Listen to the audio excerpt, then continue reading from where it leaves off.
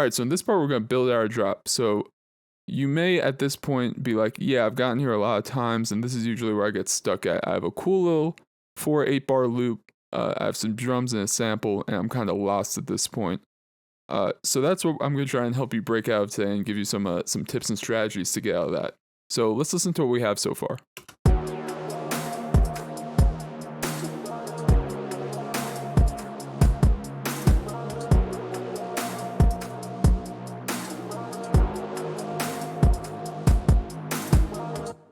So I've been there, I've had this, and I've just listened to it over and over, and I've been like, what do I do? I've saved it, I've came back to it other days, and I've just been like, it sounds so good, but I don't know what to do next. Well, the thing I would recommend is that when you have a loop like this, whatever you think you need to add, just add it. Even if it ends up being too much, you're worried about adding too much stuff, you can always peel back layers later. I always find it better to add almost too much stuff. Obviously, you never try to add too much stuff, but add whatever you think would sound cool, literally anything that you think of, and eventually at the end of the process or moving forward in the process, you can take certain layers back that you don't like. So the first thing that you need is a bass. So I'm going to open a 3x oscillator here, simple sub layer. The first thing I'm going to do here, while I'm kind of building out my bass and some of our sound design, I think the most important thing is to have the actual notes you're going to use instead of just playing a random note.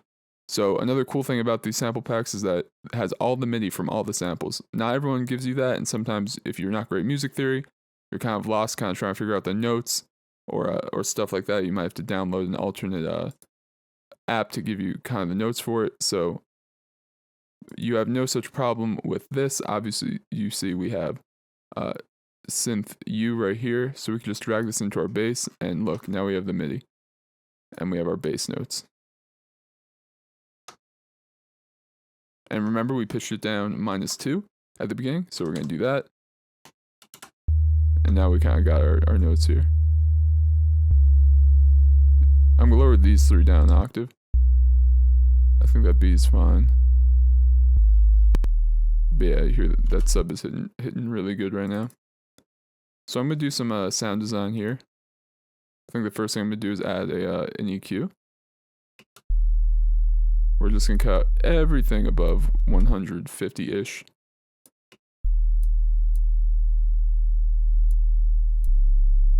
Keep some of the slight resonance. That's going to come into play up next when we put a decapitator on it, which is a cool distortion plugin.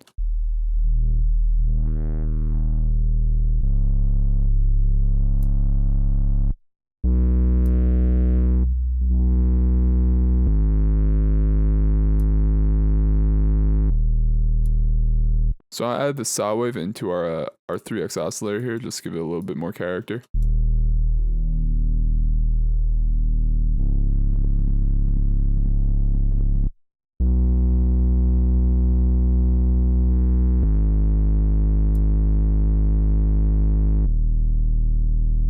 Very cool. I'm gonna put some OTT on this now. We're gonna put it like 9%.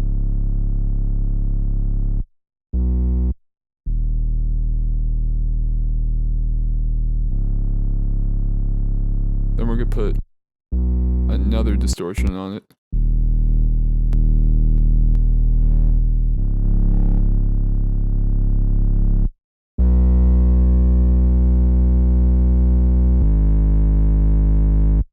We're going to load up a CLA bass plugin from Waves.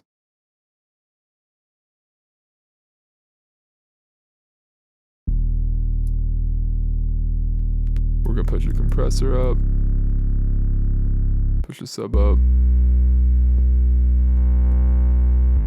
Some more distortion. And we're going to turn this off. Let's listen to that with our sample and our drums right now.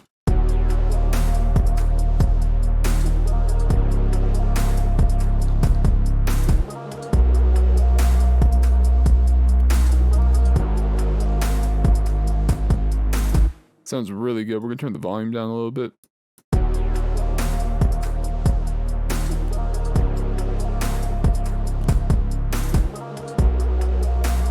So I put a fruity balance on this, and up next, you could take really any sample.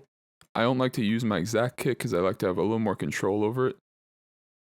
So we're gonna take I think we're gonna take a snare one shot. We're trying to find a snare one shot. You want, yeah, this will work. We're gonna put the out up. Yeah, that's perfect.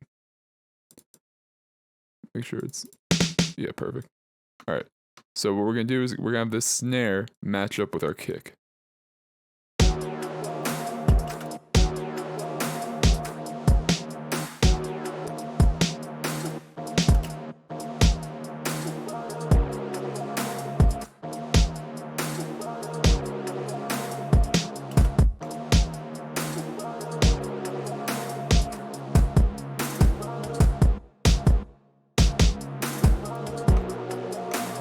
Perfect. So up next, we're gonna put this on its own mixer track. We're gonna move this over quite a bit. We're gonna rename it Sidechain. And this is gonna help us a lot later on in the track in case we want to sidechain something else. We're gonna load up a fruity peak controller. We're gonna put the tension all the way up and decay all the way up. And we're gonna put the decay kind of up a little bit more, and we're gonna click mute. And you can hear now that you're seeing the snare play, but you can't hear it anymore. And now we're gonna go here to our sub or our bass, and we're gonna right click the balance here. We're gonna go link to controller. On internal controller, we're gonna click peak control peak. That's our snare. And then on input, we're gonna click inverted, and then we're gonna change the 1 to 0.8. So it brings it back up to 00 dB. And check this out. You can see now when the snare plays, the bass dips out, and you can really change how much you want that to happen. You can turn the tension way down.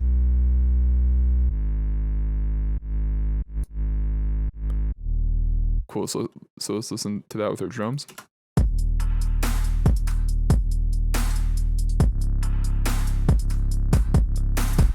You can hear that's really allowing our kick to kind of live on its own and not get covered by the bass, which we really like. I just noticed that these velocities are all out of whack too. So we're gonna put this first one to 80 here, which is default. Hold shift and then drag over, and that's gonna make all these the same velocity. That's my mistake.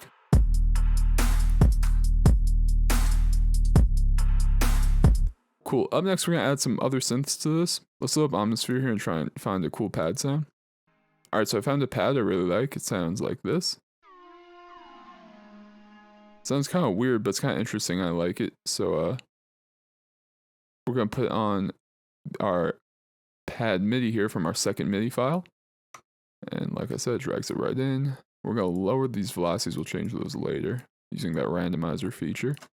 We're gonna keep on the bass notes for now. Let's hear how it sounds.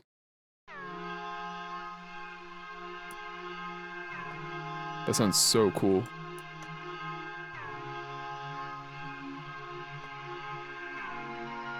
I'm a really big fan of that. So we're gonna put this on its own mixer track. So let's mix this a little bit. Take out the low end. Put in a dimension expander here. Make it really wide, turn it down. Put a decent amount of reverb on it.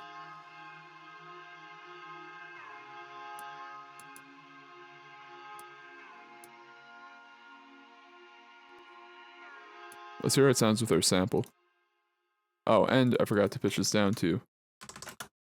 There we go.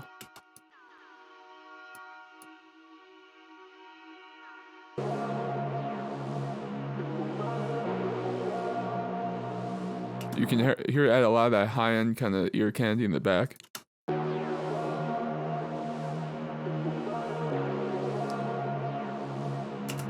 It's also really detuned, so that sounds really cool. That's the best part about our sample packs, is that, again, you could drag the MIDI in, and now look, you just added a whole nother element that really helps to kind of complement your sample. So we're going to randomize the velocity a tiny, tiny bit here.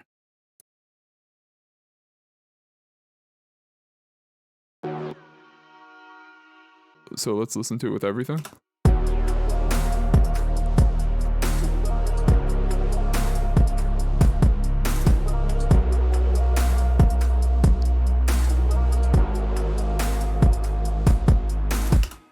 So our chorus here is coming together. All right, so I found the snare in this kit here from Future Pop and R&B Worldwide, and I have a pretty cool idea with it. So the snare sounds cool, but here's this reverb tail. So what we're gonna do here is we're gonna right-click Edit in Audio Editor. That's gonna pull up in Edison, and then if we go to Regions and click Detect Pitch Regions, it's gonna tell us that the sample is in C. So that reverb tail is in C. That's very important to us because I think I'm gonna make a little arpeggio with it. So what we're going to do here is in our sampler here, we're going to move the start of the sample to after when the snare hits. So we just have that cool little snare tail, and we're going to drag the in up. So it kind of fades in too. Yeah, like right here. Yeah, that sounds super cool to me. And now if we drag up trim, then we have just this really cool kind of reverby sound. So what we're going to do here is I'm going to try and draw in a little melody here with our chords. Let's see how this works.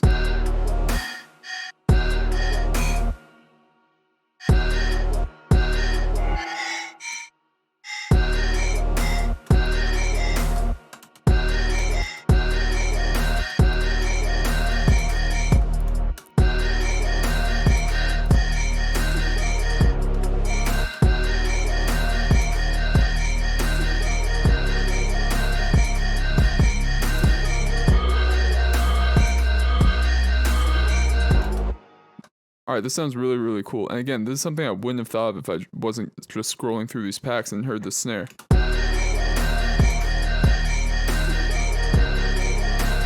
Obviously, it's a little loud, so let's mix it a little bit.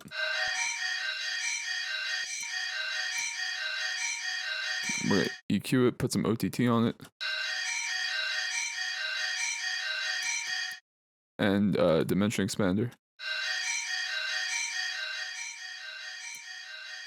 And I think we're going to sidechain this to our kick. So again, we're going to go here, fruity balance, right click, link to controller.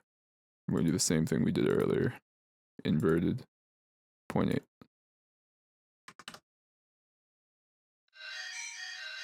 Let's add this in and see how it sounds. We're going to put this on its own pattern. We're also going to put a loud reverb on it, even though ironically enough it is a reverb tail, but we want to reverb it a lot too.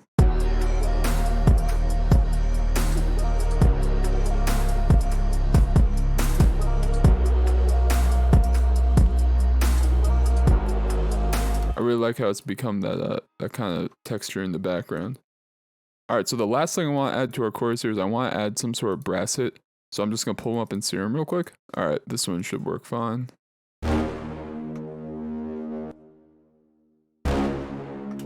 But put it up an octave, I think. Oh, maybe not.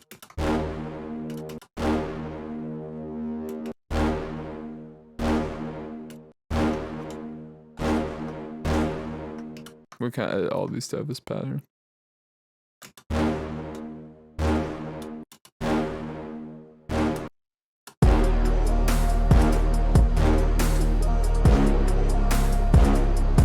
We're gonna mix this again, call it brass.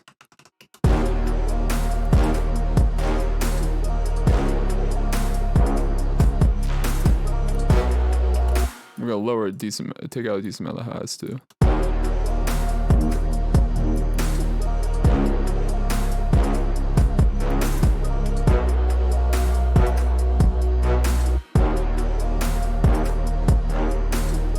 Some reverb on it too.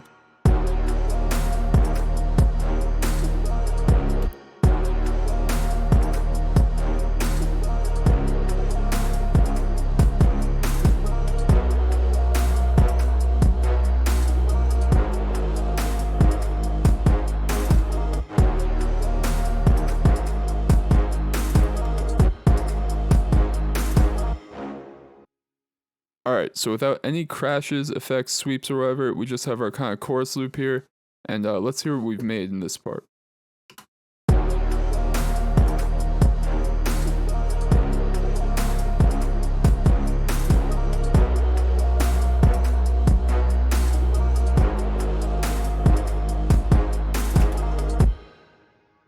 Alright, sounds pretty cool. In the next part, we're going to work on building our track skeleton.